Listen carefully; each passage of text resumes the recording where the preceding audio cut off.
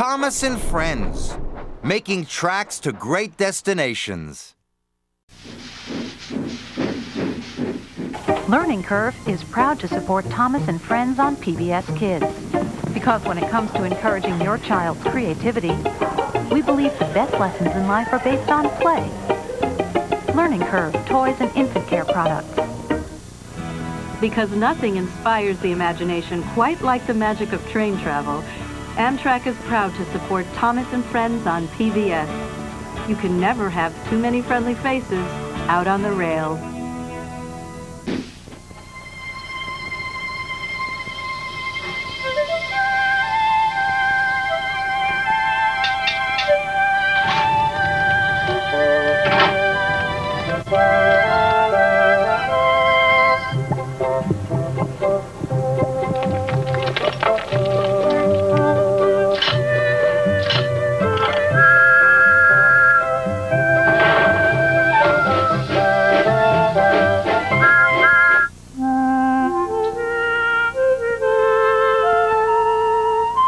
Dear Christopher, here is your friend Thomas the Tank Engine. He wanted to come out of his station yard and see the world. These stories tell you how he did it. I hope you will like them, because you helped me to make them. Your loving, Daddy.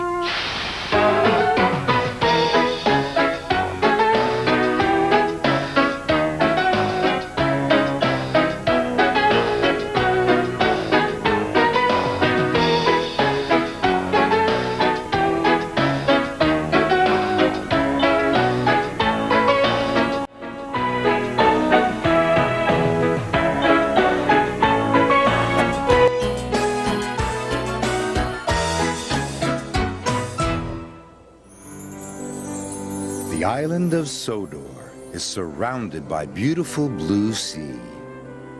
It has fields of green and sandy yellow beaches. There are rivers, streams, and lots of trees where the birds sing. There are windmills and a coal mine, and docks where visitors to the island arrive. The island also has lots and lots of railway lines. Who's that puffing down the track? It's Thomas! Hello, Thomas! Hello, everybody! Welcome to the island of Sodor.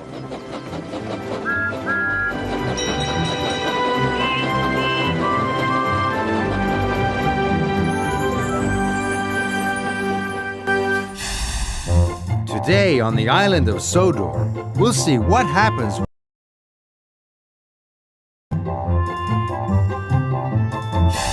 and Thomas will show us one of the island's very special places.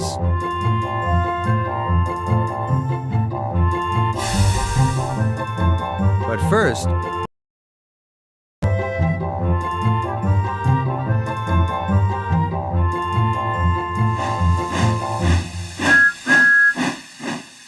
Toby the tram engine has cow catchers and side plates. They help to prevent animals from getting hurt if they should stray onto the line.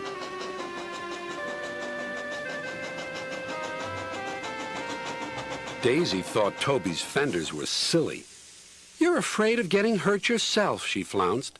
"I'm not," huffed Toby. "Yes, you are. I don't have stupid cow catchers, but I'm not frightened. I'd just toot and they'd all go away." "But they don't," said Toby. "They would with me. Animals always run if you toot and look them in the eye. Even bulls?" "Even bulls," said Daisy. Daisy had never met a bull, but she purred away quite unconcerned.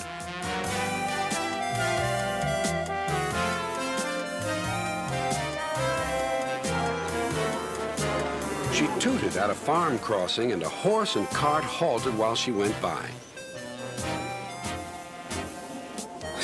She said, "It's easy. I just toot, and they all stand aside. Poor little Toby. I'm sorry he's frightened."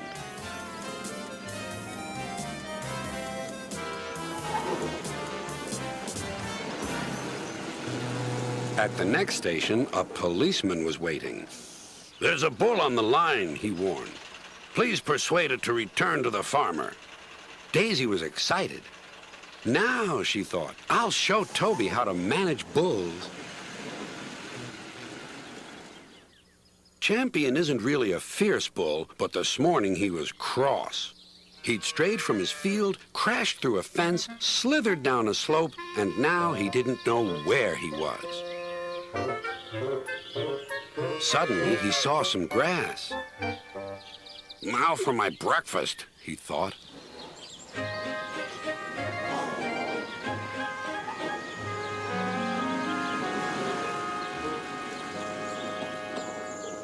Ooh, tooted Daisy. Go on. Champion was too busy chomping to take any notice. Ooh, said Daisy again. Champion kept grazing.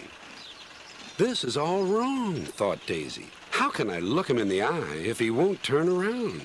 At last, he did. Said Champion. Ooh, oh, murmured Daisy. Why doesn't he run away? Go on, Daisy, said her driver. He's harmless. Yes, said Daisy unhappily. You know he's harmless, and I know he's harmless. But does he know? Look at his horns. If I bumped into him, he might hurt them. The farmer wouldn't like that. Champion sniffed at Daisy. Ugh, said Daisy, and that was that. Daisy did no more.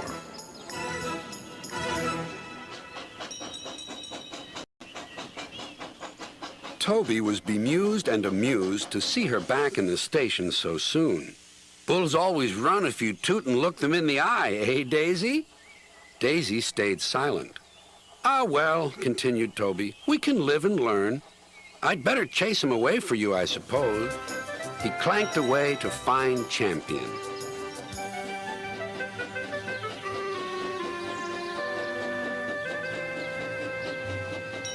Toby's bell rang and his whistle sounded, but Champion took no notice. Then Toby whooshed loudly. That did the trick. Toby whooshed a little more. And now, breakfast over, Champion chuntered away to join the farmer. Daisy was feeling exhausted. She was glad when her day's work was over. Some boys were on the platform. Look, Daisy, one teased, I've got some sweets. They're called bullseyes. I like them. Do you? Ah, keep your old bullseyes. And Daisy scuttled to her shed.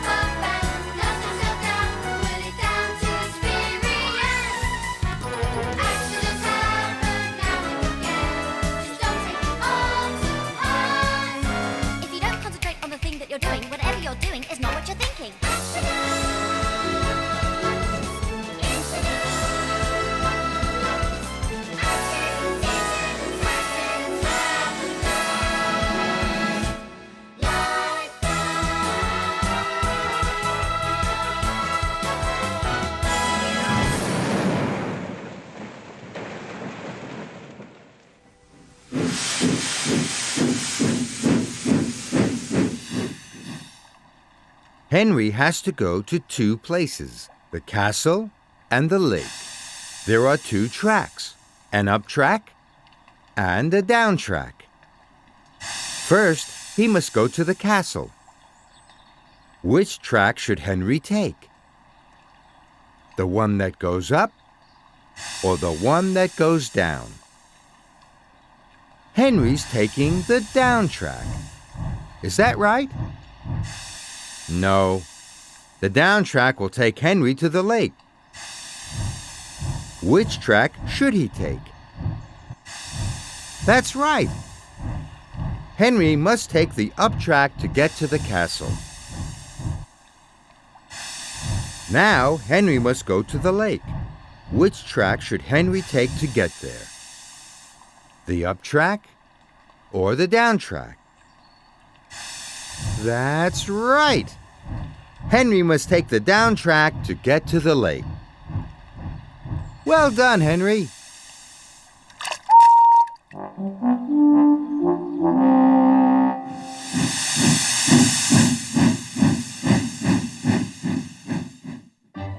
The island of Sodor is a wonderful place. Thomas enjoys puffing all over the island. There are lots of special places to visit. Where's this? That's right. It's Tidmouth Sheds. Tidmouth Sheds is a very special place for all the engines.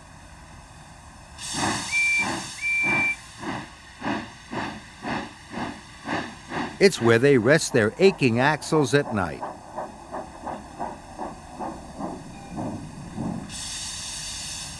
Pump their pistons in the morning, and share stories and surprises. No time was more surprising at Tidmouth than Halloween. Sir Topham Hatt told Thomas and Emily to collect iron from the smelter's yard. Thomas and Emily were very excited. Later that night, all the engines were woken up when they heard Thomas's loud whistle.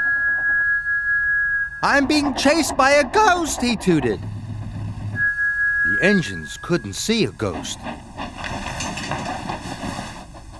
Percy told him it was only Emily.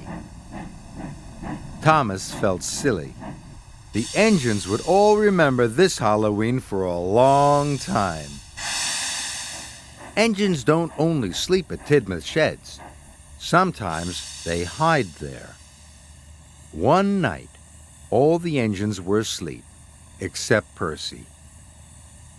Percy could hear Sir Topham Hatt talking to his driver. He told him Percy had been late too often and must go to the scrap yards. Percy thought Sir Topham Hatt wanted to scrap him. Percy worried all night long. And all the next day. His friend Thomas tried to cheer him up. "Sir Topham Hatt wouldn't scrap a really useful engine," tooted Thomas. "And you, Percy, are a really useful engine." But Percy wasn't so sure. So Percy decided to hide. Later, Thomas chuffed in. He thought his friend might be hiding in the sheds. And he was. Percy looked very small and lonely. He didn't want Sir Topham Hatt to find him. And he didn't want to be scrapped. Sir Topham Hatt was surprised. He had told Percy's driver Percy had been working too hard, and that was why he was late. Percy was to take scrap to the smelters, then carry the mail all week. Percy was so happy he thought fireworks would fly from his funnel. And that's why Tidmouth Sheds is a very special place for Percy. There are so many special places on the island of Sodor. Next time, Thomas will show us somewhere else.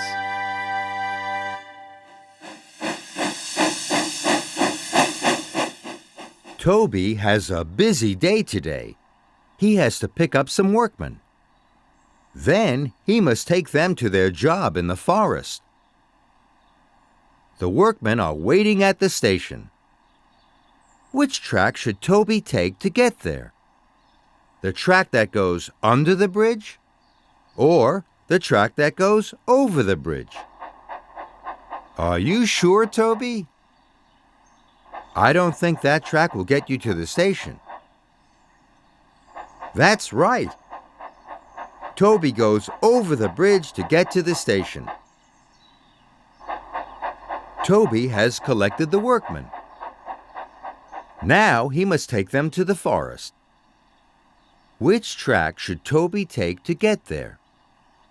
The track that goes over the bridge or the track that goes under the bridge? That's right, Toby. You go under the bridge to get to the forest.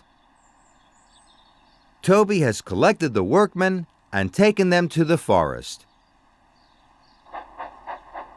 Toby's a really useful engine.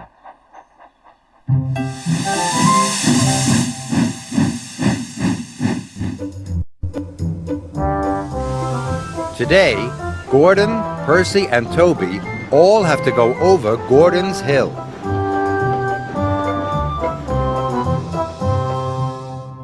Gordon's Hill is steep and hard to climb.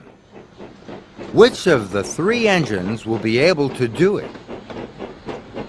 Gordon is a big, strong engine, but today, his express has extra coaches. All those coaches are very heavy. Too heavy to get up Gordon's Hill.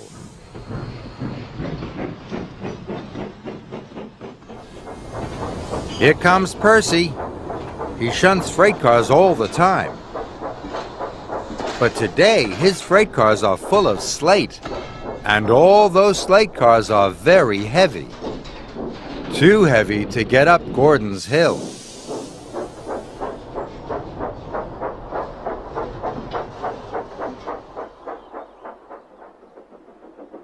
Here comes Toby. Toby is only a small steam tram, but he's not pulling any coaches or shunting any freight cars. Will Toby be able to go over Gordon's Hill?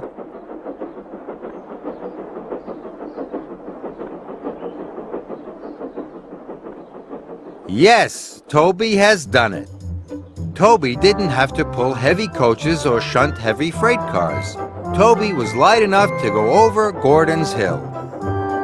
Well done, Toby.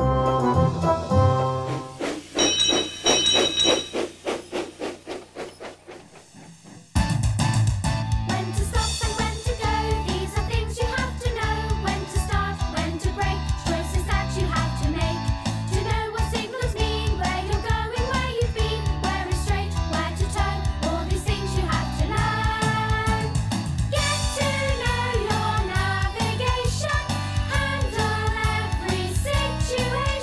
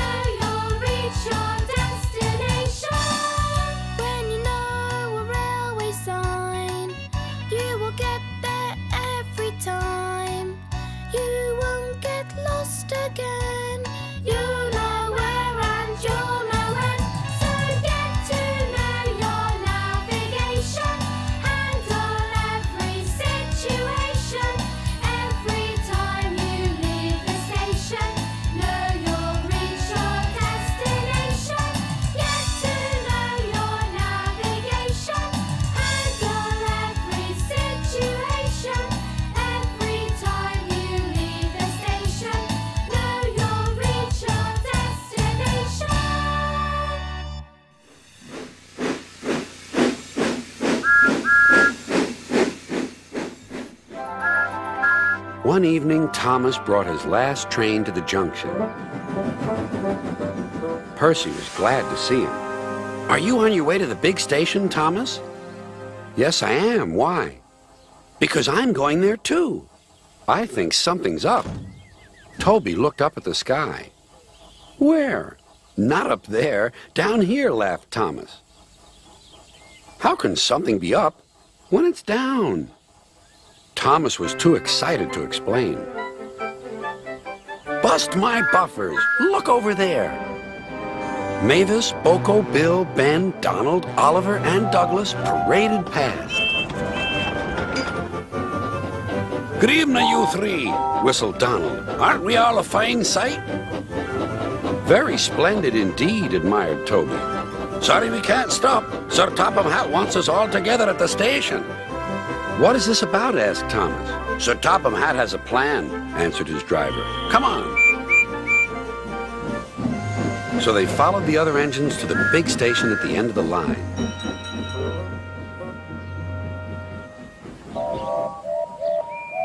"Silence!" called Sir Topham Hatt.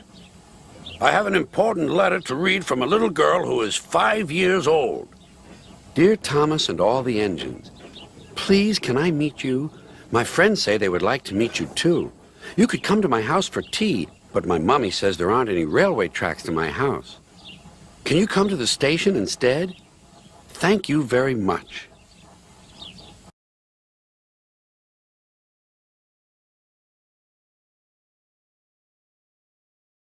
"It seems," continued Sir Topham Hatt, "that there are many girls and boys who would like to meet you. Therefore, we are all going to the big city far away." "Hooray! Hooray!" the engines whistled. "Silence! Other engines will be working here while you're away, so please show them what to do." As Annie and Clarabelle were going to the big city too, Thomas and Oliver practiced with some other coaches.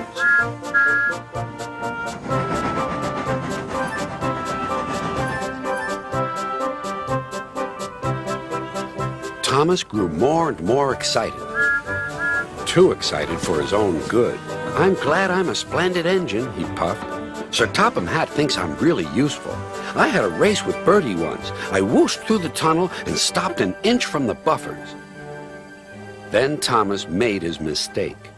"Just like this," he boasted.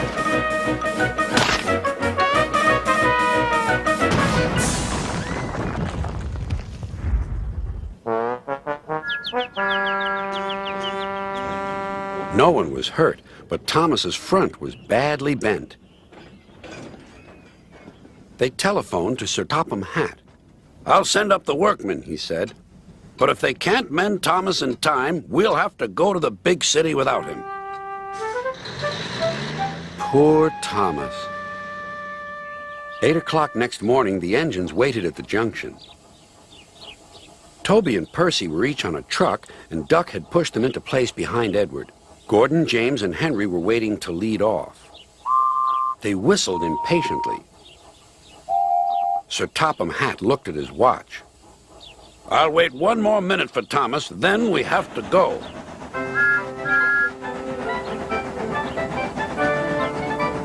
"Oh, thank goodness you're still here," panted Thomas. "I hope we're not late, as it's just after 8. The conductor blew his whistle and waved his flag. The engines cheered. "Look out, big city, here we come!" And the cavalcade puffed away.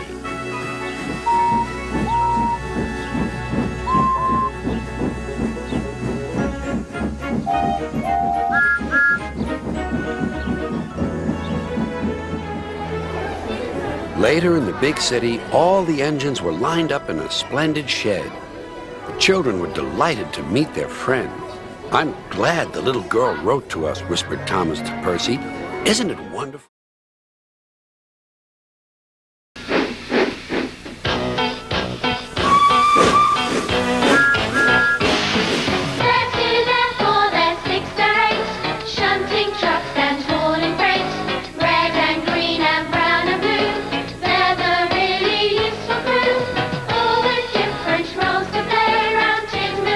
So far away, down the hills and round the bend, He's the cheeky one. Jane. He's vain but lots of fun.